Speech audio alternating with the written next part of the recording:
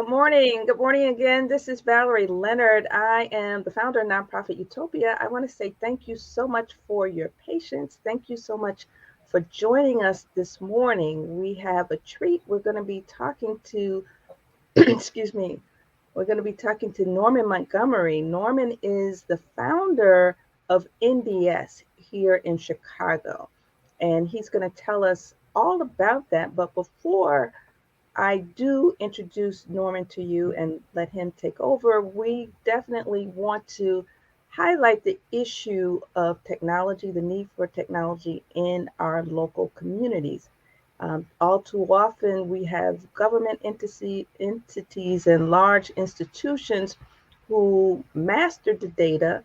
They study us, they study the data in our communities, but we don't necessarily have control as end users as to how those data are used, even though they can be useful for us. Another problem we have is we might not even understand what the heck it is we're looking at. If you're anything like me, it takes a while to digest this stuff. And the average person is not going to necessarily feel comfortable manipulating all those data. So we have invited Norman here, and Norman is pretty much a tech guru. He understands technology, he understands community development, he understands the relationships between technology and community development and why it's important. So, without further ado, Norman, I'm going to let you come to us in your own way. Tell us a little bit about your background and how you came to this work. Okay, my name is Norman. I am the Executive Director of Neighborhood Development Services. Mhm. I spent 25 years at UIC. I did 10 years at the Survey Research Laboratory, where we worked with data, did nothing but data. And I did 15 years as Senior Research Programmer in the Telecommunications Department, which is what brought me into technology, communications, that kind of thing. Mhm. And for 5 years, starting in the year 2000, I had a computer club at the DuSable Museum. Mhm. We used to meet once a month for about 5 years, where we would discuss technology issues that were pertinent to the community. At that point in time, the digital divide was just starting up. So we would meet, we would discuss funding opportunities, we would discuss various technology issues. We had the FBI come out and speak to us about computer security, just things like that to keep the issue alive in the community. So the merger of the two areas that I worked in, Mhm. the data at the survey lab and technology with the computers, it just seemed a perfect fit. And Yeah. between you and I couldn't find anybody working community data. Wow. I mean, everyone has the data. Those individuals with enough money can hire someone to go out and mine the data Mhm. for the various things they need. But in the community, we have a serious need to understand the data being used and to master it to use it for our purposes. Not just they use it for theirs, we use it for ours. That brings us around to our subject today Mhm.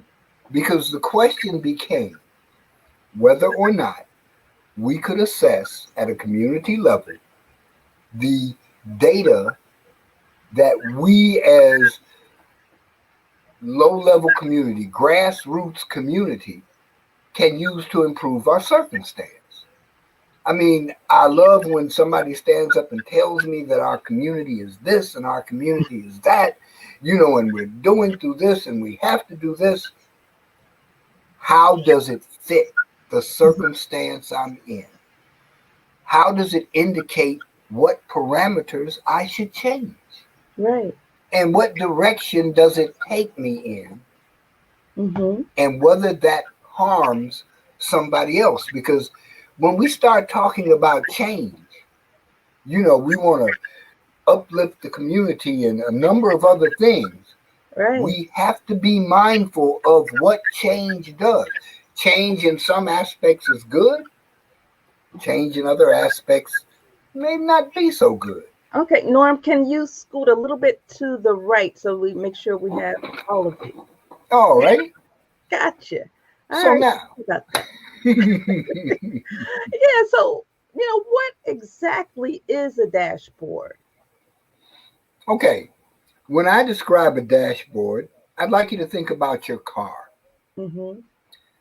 The dashboard is a functioning item which gives you valuable information about the condition that your car is in. Okay. How fast it's going, how much gas is in the tank, what your oil pressure is, just a number of lights and gauges and things to tell you the condition of the car. That is very applicable to the community Mm-hmm. because if I understand the condition of the community, I can propose something that more fits the circumstance Mm-hmm. than just a one size fits all. Maybe 30% of the community can get into it, Mm-hmm. maybe 30% can't. I mean, it's just a number of things we need to consider. And a dashboard allows us to organize those thoughts. Okay. So a dashboard would have data in it, right? Is Yes. the data already compiled, or do you do a few buttons, presto, change to get what you need? Okay, you have just hit the sore spot because as a community, we really don't collect our own data. Okay. Okay, so that's the first thing is to do a dashboard or to be interested in a dashboard, you have to collect the data. Right. Something to indicate on that dashboard that gives you a parameter of good or bad. And good and bad is such an absolute term. Gives you relative status or condition of a particular subject. Okay. So from there, generally we try and use publicly available data. Okay. Generally. The city of Chicago has a data store. The state of Illinois has a data store. The Mm-hmm. federal government has a data store. Okay. And those are the things which we start with. Not all data's in it. I mean, you can have certain sets of data. Mm-hmm. You can extrapolate things from combinations of existing data. Put two variables together, and you'll come out with a third condition that may indicate a status. So, what we're doing here is trying to determine what information is most valuable to the community, Mm-hmm. put it up in an easy to access item, a dashboard, so that you can see direct comparisons Mm-hmm. between them and say, oh my God, unemployment's up to this here. We Mm-hmm. need to work on that.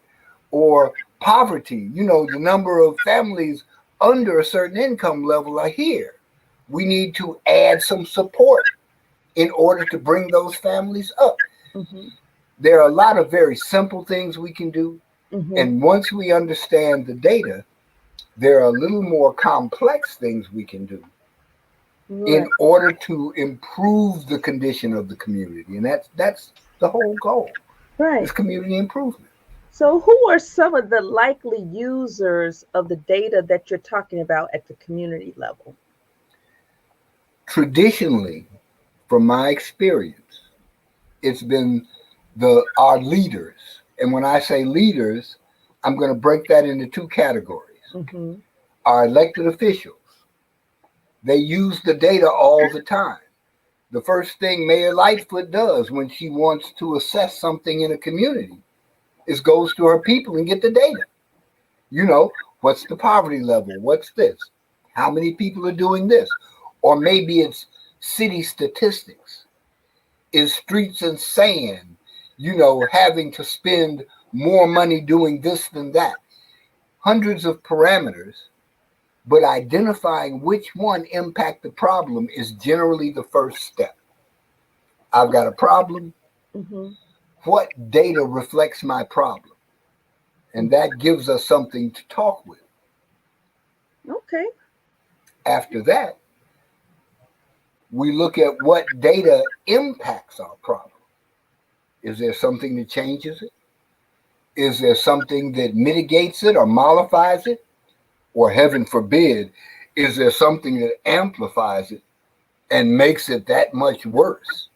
Mm-hmm. Because you can go in both directions with the data. I mean, Mm-hmm. you have to look at it honestly within a perspective that says, I'm not R or D, I'm not left or right. Right. It's just data. And that data indicates something, and we have to act on what it indicates. Okay. That, So, so what are some of the barriers to getting access to the data and even creating these dashboards? the first barrier that I found is the sheer quantity of Wow. data. Mm-hmm. You can get buried in data. if Yes. if you go up to the exercise that I used to like was the high school exercise of sending us to the census data Mm-hmm. and having us go find a particular facet of census data. Mm-hmm.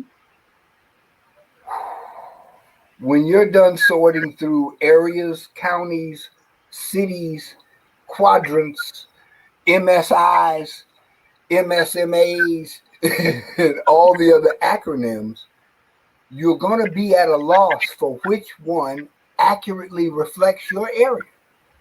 Do I use the metropolitan statistical average of some particular piece of data? Do I use the actual collected on the street data, which generally comes out in block form? That kind of stuff. Okay. So, narrowing the data down is probably the most important part so that you make sure you've got the data in hand. Okay. So now I'm gonna, I guess, ask you about three or four different scenarios Okay. and how we might go about collecting those data and what that might look like on a dashboard. All right. Do that, you can do a demonstration if that's okay. Okay. All right. Let So me. I'm sorry. No, I was going to say, take away. Take it Okay. away. All right. So for example, if I were leading a community group, right, that Hmm. is really focused on parental engagement in our schools and making sure that the schools have increased quality of life, so to speak. Where might I go and find the data so that I could make my case for improving schools? I noticed that the schools are quote unquote not performing up to par. So where do I find the data? Where do I start to find the data to even establish whether or not there's a problem or how big the problem is? All right. We're dealing with schools, Mm-hmm. and in general, the school systems themselves track a number of their own data points. Okay. So CPS would be the first place to start when you're looking for school and quality of life. But that's kind of a complex topic Mm-hmm. because a number of factors impact quality of life. Mm. So we may want to begin with community condition if we're looking at quality of life. Mm-hmm. And that may be basic services. Is garbage picked up on time, streets swept, in the usual fashion. Mm. Then we get into school parameters where you have these various indicators of, is this school in the upper quadrant? What's their level of performance in the standardized, I believe they're called IMSA tests, Mm-hmm. or whatever the standardized test that they give. Mm-hmm. Ours used to be California one year and Iowa the next year. And I mean, but Yeah, we what, took California and the Stanford and Iowa. yeah, I mean, but those are the things, the tools that the school system tries to use. Now, a lot of data, and we really need to discuss this up front. Okay. A lot of data is personal, Mm-hmm. especially when you get into HIPAA, medical, and the linkages back from your public information into your medical information. Because it's a small step from being able to link a name, an address, and a birth date into a whole lot of other things. Mm-hmm. So, in dealing with data too, we have to be sensitive to confidentiality. Okay, awesome. And on that note, I want to remind everybody that you're watching the Nonprofit Utopia live show. I'm sorry, we have Norman Montgomery. He is the founder of NDS on Chicago South Side. He's talking about the importance of data and how communities can, in fact, collect data. If you have any questions, any comments, please post them in the comment section. If you're working on a project that requires the manipulation of data and you're thinking about maybe using a dashboard of some sort, please share that with us. All right. Norm, so for example, if I were working with a bunch of folks in the community and we wanted to understand in a literal way the health status of our communities, like, how bad is cancer? How bad is COVID? You know, how do I go about, establishing those types of dashboards? The links that you are discussing all originate out of the Illinois Department of Public Health, IDPH. Mm-hmm. They, if I'm not mistaken, are tasked with collecting up overall data from the whole state. The Mm-hmm. Chicago Department of Public Health focuses on the local area. Mm-hmm. So when we talk about Chicago data, is when we talk about the Chicago Data Portal. Mm-hmm. And the first place that I begin when I'm looking for data is always in the data portal. If it's already collected and massaged into a certain form, it begins to make the analysis move quicker. Mm-hmm. So, assessment one is the data there? I mean, do we have data in the area of our interest? Mm-hmm. Has it been collected and what form is it in? Now, from there, we look at the data itself. Let me try and see if I can share a screen. Yeah, yeah, yeah. I think we're at that point now.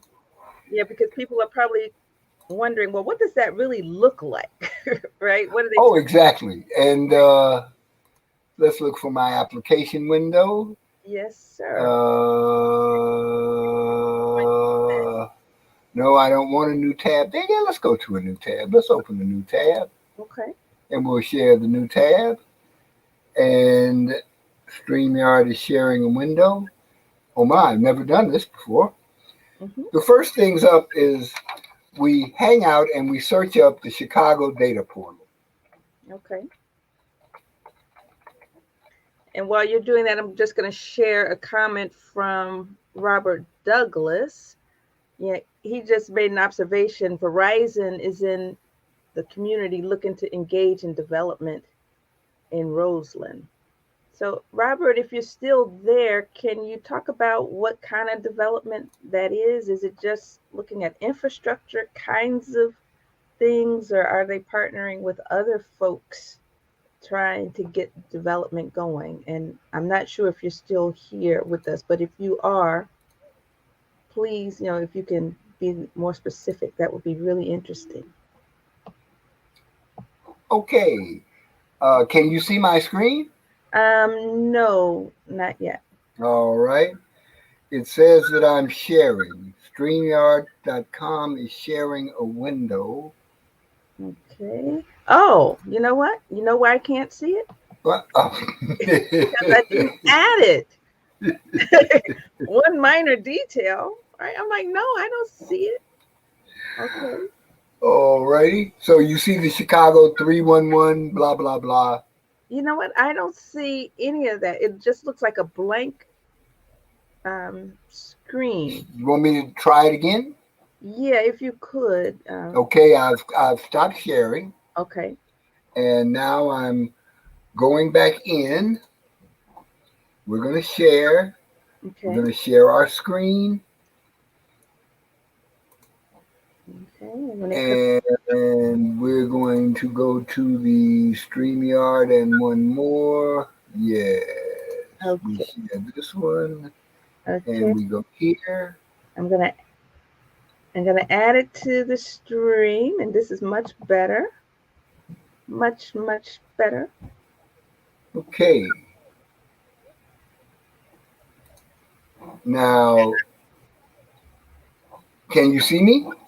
I can Can see you see? you, and I can see the website. All right.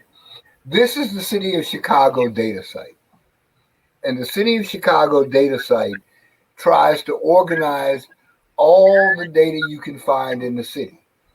You asked me a question about public schools, finding data about public schools. Mm-hmm. Generally, I begin with uh, either the moniker or the name, and I begin with a search. And you have progress report cards, geographic networks, lists of schools that are no longer open, all this kind of stuff. Now you'll notice there is an awful lot of data. That's number one. Mm-hmm. Number two, you'll notice that there are several types of data. Data set is data that you can use. I mean, it's generally in a spreadsheet or tab format. Maps are GIS format. Okay. And when you say GIS, what does that mean? GIS is the ARC format of rendering maps. Okay. And ARC. So GI. So what? Let's put it like this: they are a company Mm-hmm. which specializes and got accepted the GIS format for trading parameters. Now, hang on here for a minute. I don't want to get buried in the acronyms Okay. because Google uses KML. So, for all of you techie geeks out there, if you're using ESRI or ARC, you're going to use a GIS file. If you're using Google and you want to map it into Google Maps or you want to map it into Google Earth, you're going to use a KML file. Okay. Now that's important because right here where it says tags, you see it, where it says shape files, KMZ, KML, 2015, 2014. That's just telling you what systems you can pull the data out of and put it into. Okay. So basically, we're just pulling data that can be mapped, displayed in the map. That is correct. Okay. Now, for data that we want to show on our dashboard, we want to look at the ones called API docs. Mm-hmm. It will tell you when you come onto the set whether you got the latest API. That's an application programming interface. Mm-hmm. That means that you're running a program that can read its data correctly. That's Mm-hmm. all it means. Okay. Thank you. So as we get here, the second part gets really geeky. And when I say really geeky, there are a number of different formats that you can use the data in. And the question is, what expertise or access to expertise do you have for that data? Mm-hmm. So let's say we're all relatively, you want to say, beginning users, Mm-hmm. and we're familiar with Excel. Mm-hmm. Then we would click export data set as a CSV, and we would take that export and open it as a CSV file or an Excel file. Mm-hmm. From here, the data comes out in a format And the reason you want to open the data file and look at it is to get a handle on the parameters. I mean, to actually see what they are. Okay. So we'll close that up and we'll go down to here and we'll deal with fields are how we actually access and pick the data. If you're interested in a school name, it's a text field, and you would use the lower code for an extract, i.e., if you wanted data on a particular school and you knew the name, you would add a question mark, add the name after school name, because school name is the value field in the data dictionary, that we call it. And you would pull back the data available about Chicago Academy High School or the high school in your area. From there, the process can be much simpler. Okay. First, we hit what we're looking at here is the copy button. That copies it to your local computer clip file. I come down, I paste it in, and there we have it. So from here, we've chosen the set of data that we want, not the individual data, but the set of data. From there are smaller parameters within the file, managed by network, geographic, school track, overall rating, on probation. Wow. Which of those things you want to use as your judgment criteria? Wow. You know, do you want growth? Do you want overtime? Do you want overall ratings? Do you want number of kids on probation? So as a community group, we would sit back and discuss what we thought the most important of these parameters are. Wow. This And then, more data than you would find on a CPS. well, I found that out much to my chagrin. So I had to go looking a little deeper. And that's when I came across the Chicago data site. And I was listening to the news shortly after it was Rahm or Mayor Daley. One of the mayors had just asserted some level of control over the school board. And since that had happened a little while ago and they brought this tool up, I went searching, bingo, we found the data. Back on track. So what we have here is we have the data that we're looking for, say for school improvement.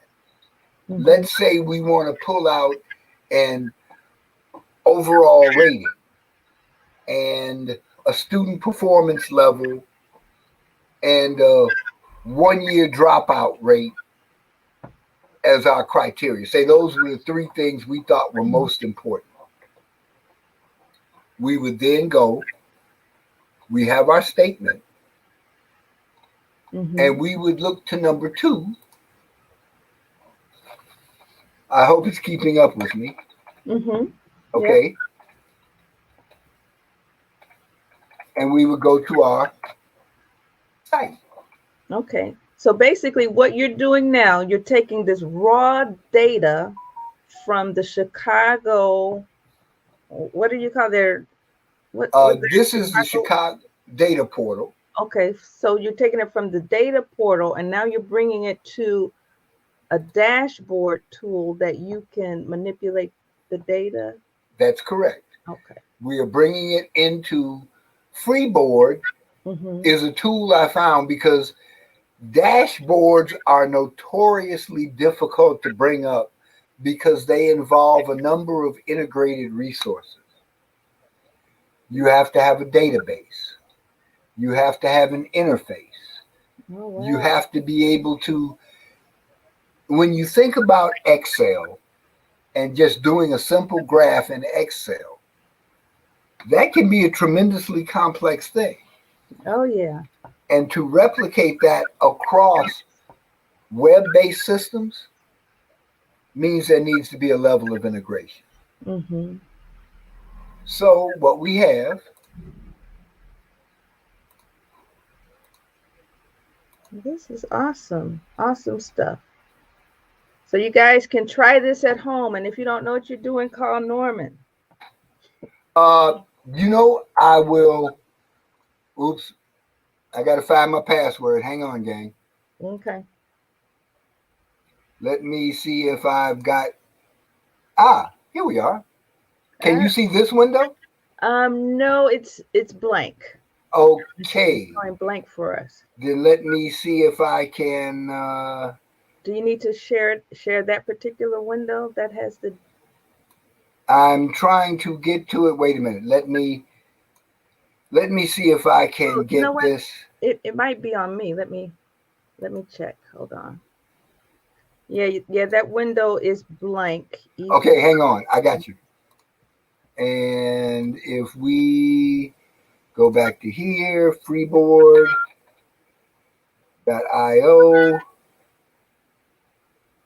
log in,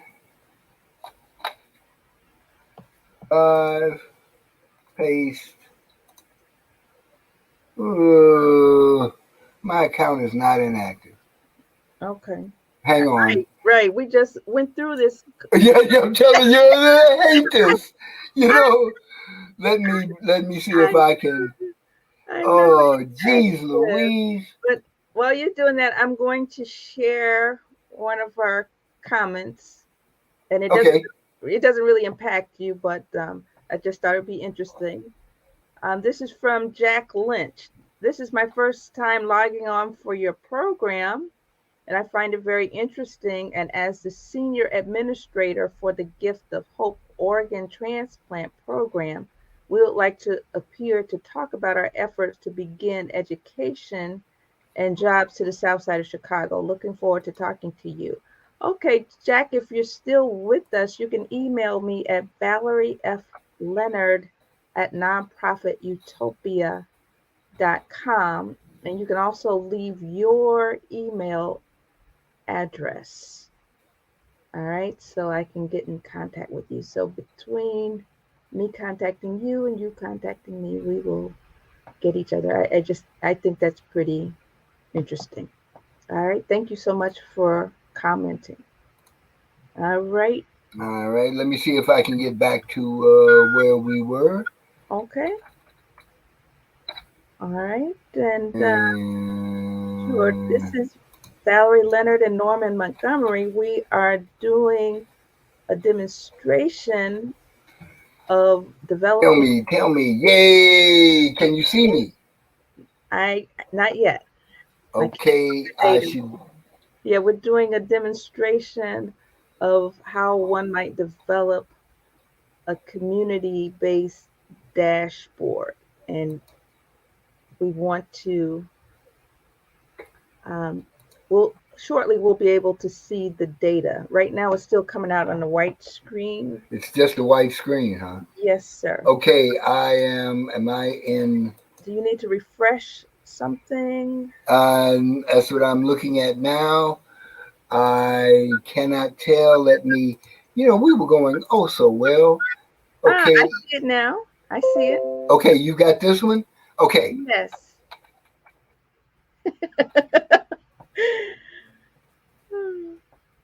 Log in. Yes. Come on. There we are. Can you see me? Yes, I see. Thank you so much. This All is right. Awesome stuff. This is called Freeboard. It's a development coming out of some students out of MIT. Wow. And they posted it up for the Internet of Things. Okay. That's a whole nother discussion. but to make a long story short, what we do is we sign on. As long as it's a public dashboard, it's free. Okay. But If you want a private dashboard, you can have up to 5 for $12 a month, Okay. which is why you see me with a bunch of free dashboards. But to make a long story short, we're going to start a new dashboard and we're going to enter the name CPS stats. Okay. And we create a new dashboard. Now, the dashboard has two parts. One is the data source, and we're going to add.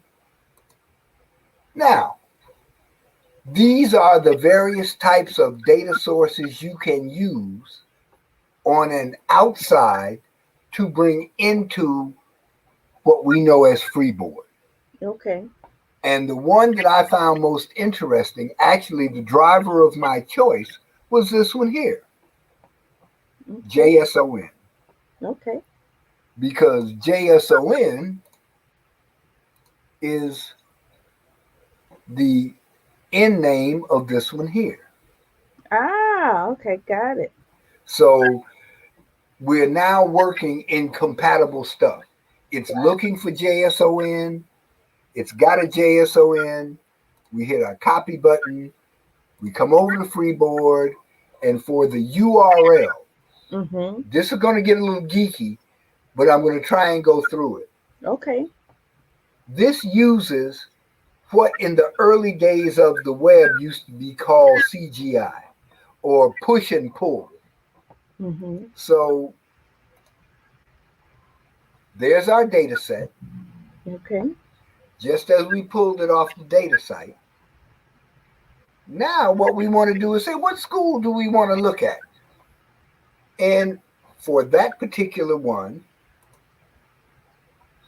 let's say we want to look at see, we've got our stream. We open it up. And here are the school names here, which is why we went through the data set earlier. Let's pick one. Let's say LINBLOOM High School. Okay, that would be awesome. Okay. So we drop our data. We go back to our WIM and we go question mark equals. And then we make sure we get the syntax right, because put a space in the wrong place, put a period in the wrong place, it comes back empty. Because in this type of matching, it's always exact. So we said LINBLOOM, right? LINBLOOM HS? Right. LINDBLOOM. Oh, it's 1-0. 1-0? Uh-huh. Are you sure? I'm positive. Okay, LINBLOOM, LINDBLOOM. Don't tell me you went to LINBLOOM. No, I went to Whitney Young.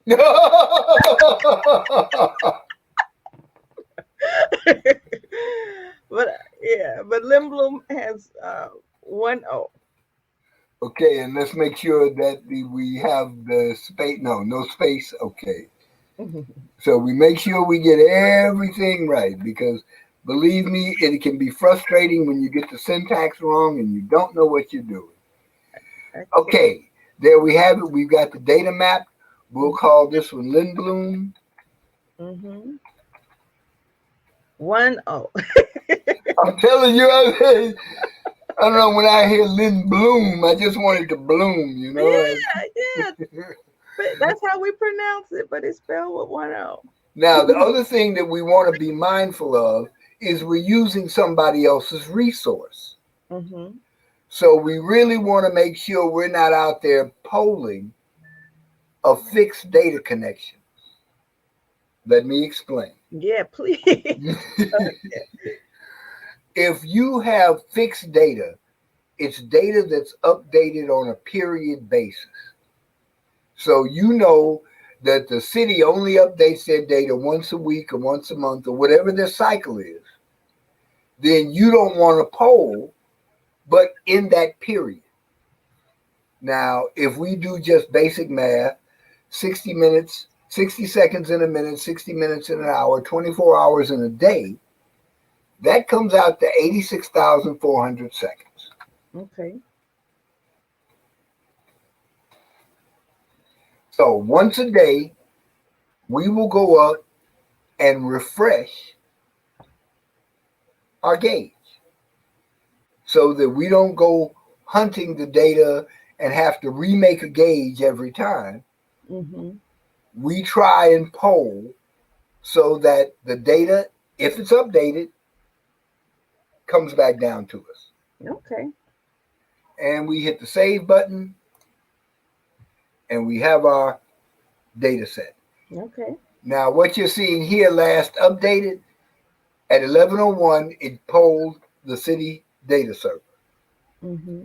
So now from here, we're going to add a pane. And this is the actual gauge. Okay. Now, from here, we select a type. Mm-hmm. Now, here's where you see it. If you want a Google map in your gauge, you can select it. Wow. Okay. If you want HTML surrounding your gauge, you can add it through the editor. If you want a picture, you can go off and grab it. Now, I cannot tell you that I know much about the pictures because I've spent the time on data. Okay. But I imagine that it can go to Facebook and Instagram or other places with pictures to Okay. allow you to pull them off. Okay. Now, there's the text, the gauge.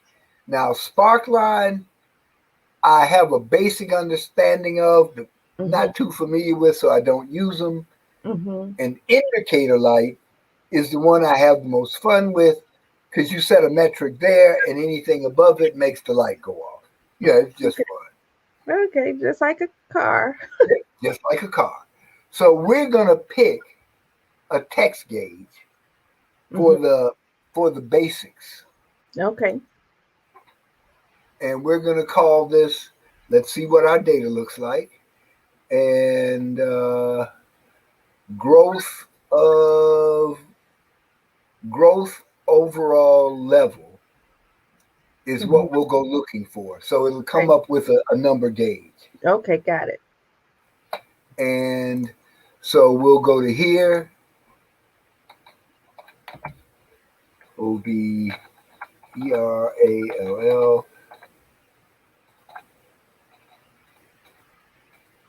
Overall performance. Yeah, just something to give it. Got it. Now, we link in the data. We choose LINBLOOM. We use a value bubble. And we use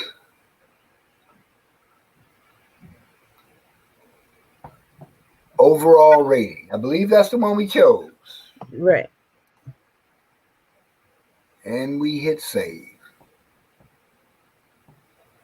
And your gauge is now telling you that LINBLOOM is a level 1 school. Well, okay. Now, this is also applicable to numeric data. And let's see what growth explore, growth plan, growth actual. Growth actual looks interesting. Okay. So we've got a level 1 school. We add a pane. Let's say we go in and let's select the gauge.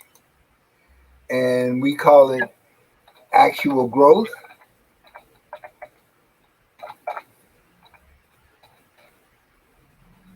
We choose our data source. Mm-hmm. We choose our value holder. And I really think those are placements of memory for where you put them. Okay. And I believe we city, state, street, school name, school ID. What? Managed by network, school track, overall rating, on probation, years, overall growth, growth actual. Growth actual, units are each. And let's say we've got a maximum of 100. Now, the maximum button is where you may wind up doing some minor editing Mm-hmm. because you can set, say, one of the gauges I like to track are vaccinations Mm-hmm. or COVID cases. In those cases, with this latest round of COVID spikes, I had to up the gauge to almost 10,000 to Wow. account for Wow. the number of people that were actually catching the disease. But as we look here, and there's our actual growth gauge at 54.4. Okay. So when we say actual, is that a raw number or is that a percentage? What is that That is showing? if I remember correctly, as we look at our actual here, it's a percentage. Okay. And to check, to actually make sure, because we don't want to get it right, we want to get it right, Yeah. our growth level, growth actual, is Ah. data,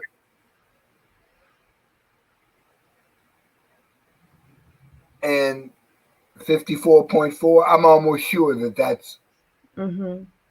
A percentage. yes, that's a percentage. They're Oh, not using raw numbers here. They've already done right. the Right. calculations. Right. Okay. So, but that's the value I found in this particular little program. It's fairly simple. Mm-hmm. You know, you don't have to be a master of coding, but you do have to be fairly detail oriented to make sure you're picking out the right stats. Okay. We got a. So Oh, I'm go sorry. ahead. No, no, no. Yeah. I'm just rambling. Yeah, we got a question from Linda. Linda, if you're still here, we're answering your question. Linda is an attorney. She is a member of nonprofit Utopia. She says, I'm working on a proposal to change FEMA, looking for help with how to find data on costs of emergencies, financial disasters, etc. Trying to show my idea would provide better, less costly relief. Now that is very interesting. I will first say that that is an ideal use, I believe, personal opinion. That is an ideal use for a dashboard because direct comparisons, apples to apples, Mm-hmm. are always very valuable, and a dashboard can highlight them. As you see with our little number here, if we were to drop this lower, we could turn it to red. I mean, there are a number of ways to Mm-hmm. indicate a level of severity. So, just in terms of descriptive elements, a dashboard can be helpful. Mm-hmm. I don't actually know where to get FEMA data from since FEMA's an emergency department. I've never quite found it under BLS, the Bureau of Labor Statistics. Mm-hmm. So, Valerie, let me get back to you on what I can find and give me a couple of days, Okay, and awesome. I will answer that question as to what data is available for FEMA, whether it has costs in it, and whether it might be applicable to what your members asking. Okay, awesome. And Linda, I hope you're still here, but if you're not, I will make sure that you get that message. All righty. And Okay, any questions? Let me quit rambling here. And any questions that you may have, or any others? so far I don't. Oh, Linda says no problem. She says I'll show this. She says no problem. I appreciate any help I can get. All right. So it looks like we made a really good connection between Linda and Norm, and I'll make sure that we broker that. You know, it was interesting. You were sharing with me. I don't know if you can share with me the test that you were working on Oh, let me see if for I can with bring that up for you. Inglewood. That I think that would be really interesting because what we were doing then, we were just looking at one particular school in a community. I think what you were showing me would kind of give an overview. All righty. Then Community. let's go. Well, let me get my board back. Okay. Okay. So I will go to here and I will go to what is our organizational site. Okay.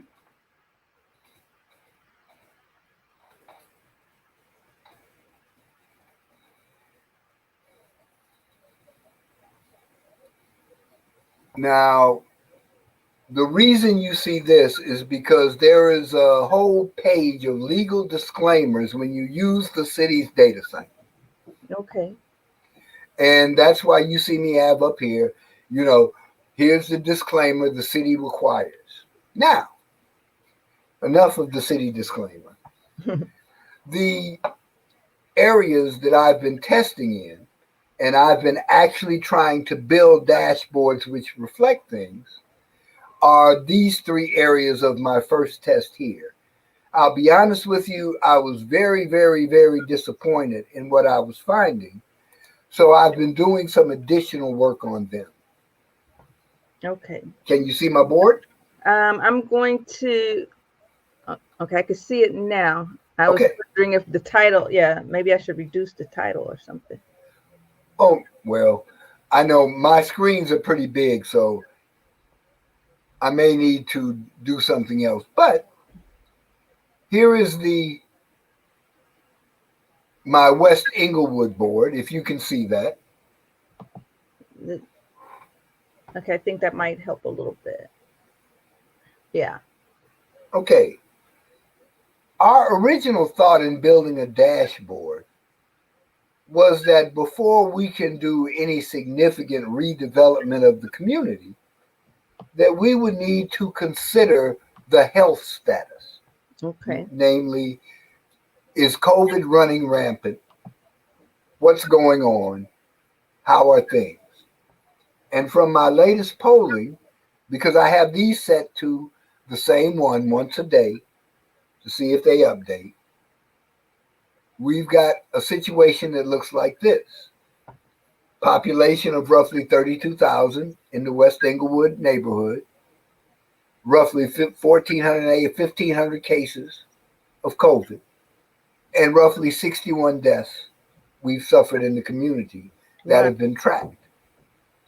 Now, the numbers are subject to the times that they're updated. And I've also found, I will share this with you, Valerie, Mm-hmm. that if I'm off by an hour, you know, they update at 9 and I poll at 8, Mm-hmm. I will miss that until the next day. Okay. So I just, you know, polling is very good, but it can be inexact. The more data you have, the better it goes. Okay. But now let's this one is the Inglewood community. And I have been very concerned about Inglewood Mm-hmm. because I don't find a lot of things. Now, I've got 143 cases, 6 deaths, 39 vaccinations. So we've come up. Well, the number of deaths is now reflecting 6. Mm-hmm. The COVID cases is up from about 100. And the cumulative total vaccinations went from 0 to 39 real quick. Okay. So my polling hit. But as you remember from one of the other display screens, the percent of households below poverty in Inglewood is almost half. Yeah. The poverty is only 28,000 people, but the per capita income is $11,000. Wow. Oh. Now, you know, this is the kind of, oh, and a 28% unemployment rate. This is the kind of stuff that I was looking at for a dashboard. Mm-hmm.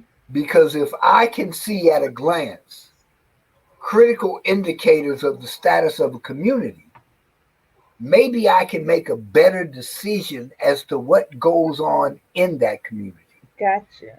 Or if I'm not from that community, maybe I can find someone in the community to get me a 411 on what's going on. Mm-hmm. because I can draw assumptions from what I see. Right. Doesn't mean they're going to be right. Got it. So this is where your discussion, you and I had a discussion where we talked about how the facts actually apply to the community. I mean, some communities may have a very low unemployment rate, but everybody hates their job. So you never can tell until you got boots on the ground talking to actual people about their circumstance. Right. No more lectures. Okay, here we go. Now, Greater Grand Crossing is an area we've been examining in terms of schools, Mm-hmm. but it seems like they've recorded a couple more incidences in Greater Grand Coughing. Deaths are up to 13. Okay. Wow. Cumulative cases are up to 307. Its completed vaccinations has now exceeded COVID cases. That gives me hope Mm. because they're vaccinating more people than are coming down with the cases. Right. That's great. It means that we might stand a slim chance of getting ahead of this disease. Okay. So if I were a community group in Greater Grand Crossing, right, and I'm one of those groups that's doing well-being checks, doing community outreach to make sure that people get their tests, get their shots, and all of that good stuff. Mm. Would this be of use for me? Would it help me to better understand our outreach efforts and whether or not they're working? On an upper level, yes. I mean, if I you and I talked the other day, Valerie, about making comparisons Hmm. between communities Right. so that we take an affluent community or we take a better off community, we track the same indicators, we compare it to the least well off communities in Hmm. terms of indicators. We look at the proportions, we look at what's going on, and we see whether at a glance we can determine whether a particular indicator is indicative of a particular problem. So if one community has a better rate of completed vaccinations, but the other community has an increasing COVID death rate, Mm. well, in that particular case, I could tell you yes. I could say, yeah, we need to get our bus on the road, grab our volunteers, find some vaccines, and roll into the heart of that community and start giving vaccinations. Okay. And will this dashboard platform will it also help people generate maps where they can see exactly where the problem is? You know what I mean? So, I will say yes, but I will say it guardedly okay. because since I haven't physically done it myself, in other words, taken a Google map, laid it into the dashboard, Hmm. and then plotted the data over it so that it indicates Yeah. things in terms of a context. As I did the original assessment to pay the money for the dashboard, Hmm. I came to the conclusion of yes. I haven't made it around to actually doing it. Right. Because that to me could be very, very powerful because it would tell you not only the cases, but where they are. And you can, map out your strategy Oh, based yeah. on where. Oh, very much so.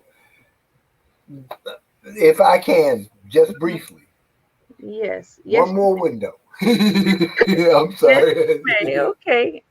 And uh, we're coming up I on was we're I coming was up up. on an hour too, but yeah. Oh, I'm sorry. No, Okay, no, no, I that's will okay. hurry. No, please go through this. I'm interested. I'm interested. And if there's anybody who's watching, if you again have any situation where you're dealing with data, the need to map, please share that in the comments. All right, Valerie. This is Uh-huh. Google Maps, Okay. and as you notice, Google is mapping COVID-19 info. Mm-hmm. So if we map in the case data, you'll see it in terms of yellows and reds. Okay, got it. So basically, 1 to 10, I don't think we've got many areas that are up to 10 to 20. So Mm-hmm. pretty much with the look at our gauges and the location here, right now, 55th and Western is Gage Park, and to the east is West Inglewood. Okay, got So the gauges on the dashboard pretty much reflect the same thing that the data on Google's COVID map does. It's in the 1 to 20 range, it. and Mm-hmm. that's pretty much what we saw. Okay. So for this one in particular, I found interesting because we had discussed vaccination, Right. and I had noticed that there was a potential problem because a long time ago, Walgreens was shutting down stores that weren't profitable in Right. minority communities. So if Walgreens is your chosen place to get a vaccine, Mm. here you are. Wow. Wow. And this is in Google. And let's say you could take this and plot it into your box for locations to get a vaccine. Mm-hmm. Well, we want to do a little additional data. Yeah. It also shows to me, if I'm looking at this correctly, that West Inglewood and Inglewood are underserved. Yeah, it's almost like the Walgreens are all around Oh, oh, community. oh, Valerie, you just hit my pet peeve of the week.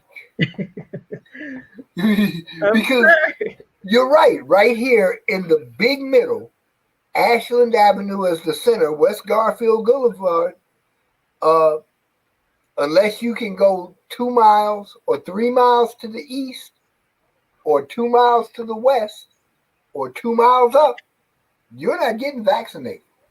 Wow. So this is the kind of stuff, and it's some of the most powerful stuff that I've found has been just a simple rendition of the data. Right. You know, why everybody wants to get into very complex calculations and this and that, and that's great. But when I look at something like this, it's almost like in our search for the complex, we overlook the obvious. Right.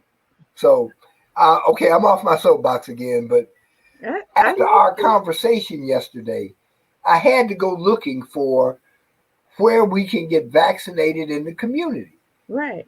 especially since you're right. We're not getting vaccinated in Inglewood, West Inglewood. Greater Grand Crossing has improved, but to be honest with you, Greater Grand Crossing has 2 locations where you can go. Right. So I agree. All right, I'm sorry, I'm off my soapbox. Oh Geez, I got no, 20 no, windows open here, and no. But this is typical. I mean, this is where analysis usually leads, right? Down a rabbit hole. You find so many different patterns. And here I could see a case for maybe mobile vaccination, get a van oh, or something going through the community because, there just doesn't seem to be good access. I totally agree with you. The little house symbol in the middle is my home because I always map out home on Hmm. Google Maps. Oh, And at roughly 2,000 feet, oh yes, Western Avenue, Kenzie, hmm. Halsted. No, Wow. we're not getting any vaccines in this area unless we go all the way to Kenzie or all the way to Halsted. Wow. And not all Walgreens do it. What I also found was, do you remember when Walgreens came up with the in-store clinics? Yep, yep, yep. Okay, that's where you get the vaccines at. All Walgreens don't have vaccines. Wow. because all Walgreens don't have staff to administer. But those Walgreens who have that well care clinic, Mm-hmm. they have the capacity and the staff to do vaccines. Okay. And then two, when you say that, it makes me think, the Biden plan for COVID, is still, I guess, it's being funded, I guess, under that 1.9 trillion stimulus. And we hope to see some money come through starting in March. So organizations that are doing mobilization for COVID, when you look at data like this can help you identify underserved areas and prove that they're underserved, and you can prove that there's very little access to COVID vaccines. Oh no, you're quite correct. And the I'm going to say something strange. Hmm. The West Virginia model may be more applicable in this area than any other. And the reason I say it is Wow. this: Okay, so what's the West Virginia model? they didn't use big chains, they used small mom and pop pharmacies to do this. And of the total in the area, there are more pharmacies than just Walgreens. Hmm. And Oh, I'll be honest with you. Let me see if I can get my search bar back. If you look at CVS,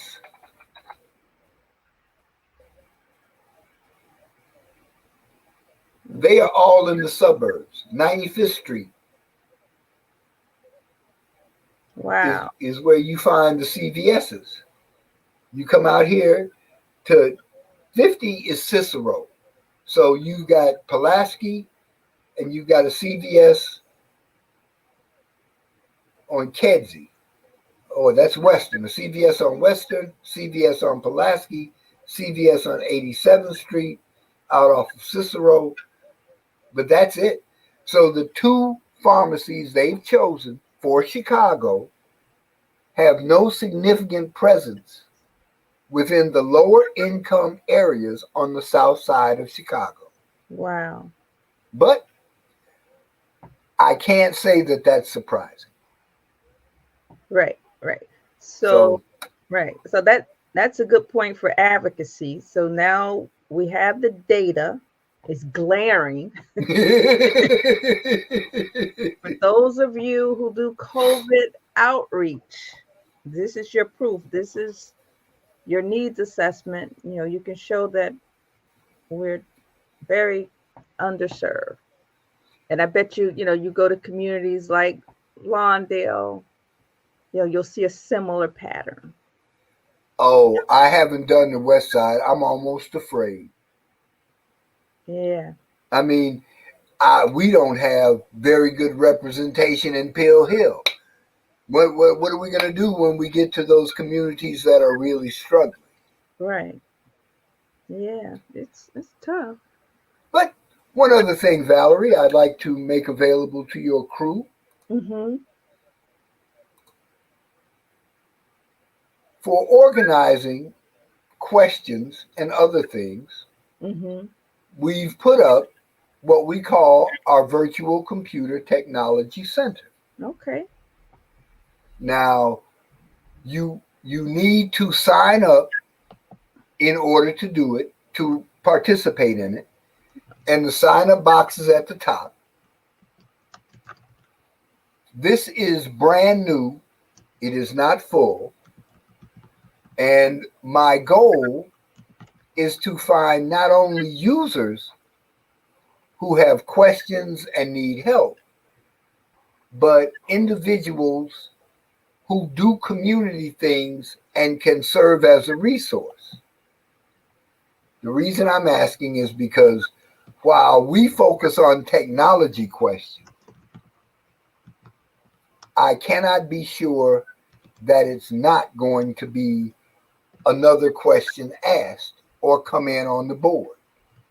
And if that's the case, I'm trying to find escalation Mhm. so that if somebody calls in and says, hey, this isn't a technology question, but I need X.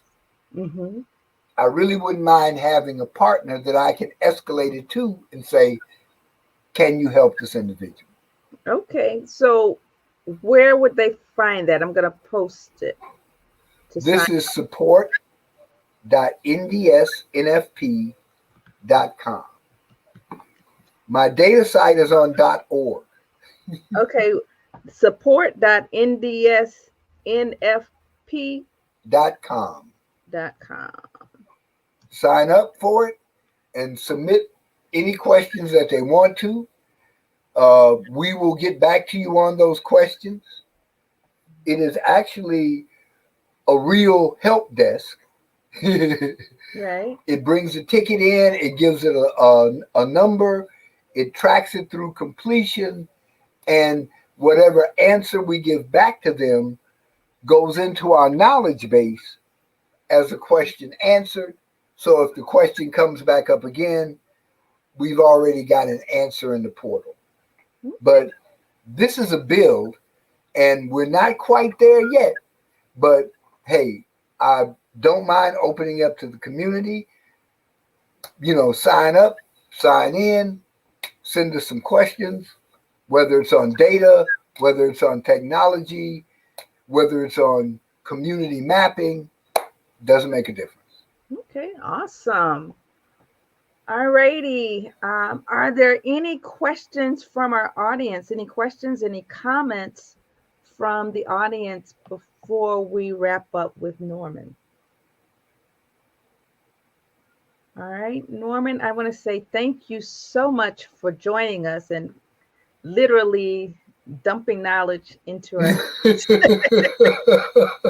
has been so thorough. I really appreciate what you've shown us and how powerful this could be.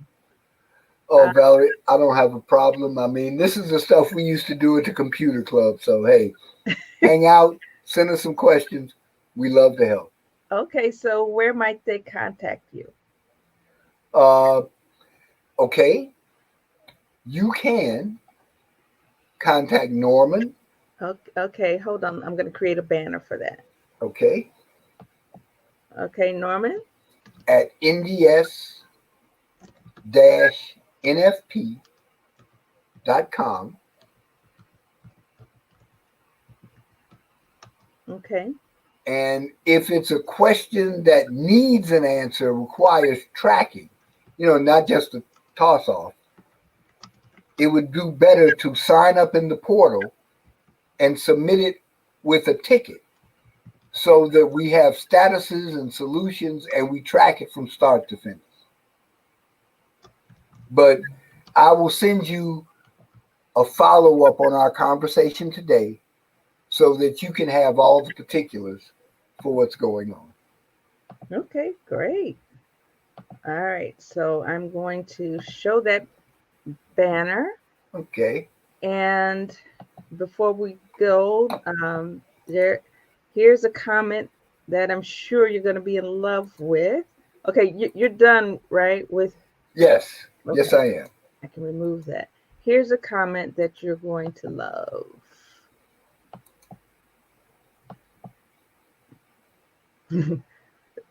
Paula Robinson. Hello, Paula. Paula, thank you so much for joining us. Thank you. We got to have you as a guest as well. So let me know if that's possible. Hey, Paula. Thank you. Thank you. And thanks again, Norman. We really, really, really appreciate that. All right. That's quite, Okay. quite all right. Thank you. Are there any questions or comments before we close down?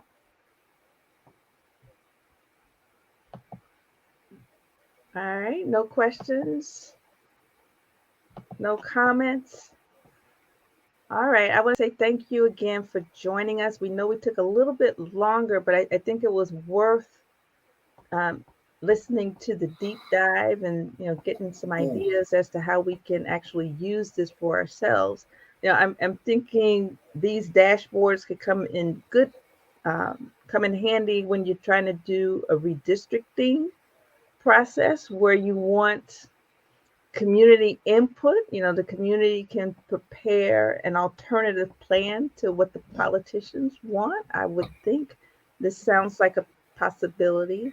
May I have one last comment? Go right ahead. Redistricting is always done by computer. Okay. They have programs out there now that have little blocks of community, and those people just take them and switch them around Okay. until they get a pattern that's convenient to them.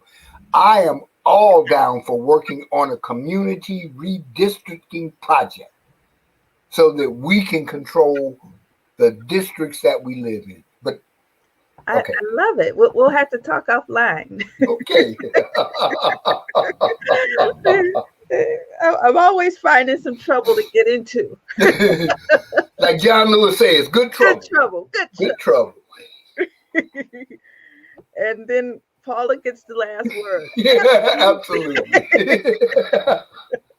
Oh my goodness, this is a reunion. Thank you guys. And All right.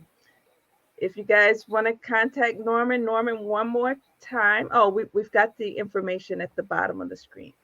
All righty. So you guys take care, and thanks again for joining us. Thanks, Valerie. All right, thanks. Bye-bye.